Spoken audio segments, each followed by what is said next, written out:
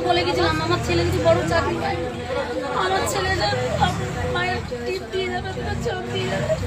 আমার ছেলে বড় চাকরি পেয়েছে, আমি এখান থেকে বাড়ি গিয়ে চান করে খেতে বসেছি। আমার ছেলে গুজরাট থেকে ফোন করে বলছে একটা কাজ করছিল, বলছে মা আমি আমার লটারি লেগে গেছে। আমি বলছি কি লটারি লেগে গেছে? আমি মনে করছি লটারিতে টাকা পেয়েছি। বলছো মা আমার না চাকরি হয়েছে। আমি বলছি বাবা কি চাকরি হয়েছে? ছেলে আমাকে গুছিয়ে বলছে, আমি বুঝতে পারছি না। আচ্ছা তোমাকে বকা দিয়েছিলাম আমি না? এত মনে করলো আমি মাকে খুব বকেছিলাম যে এই মাকে আমি বলেছিলাম এই মা দেখো মানে এখান থেকে যাওয়ার পরে ছেলে চাকরি পেয়েছে, মানে আমাকে বারবার এরকম করছিল না মা, আমি এরকম করছিল কিছু একটা।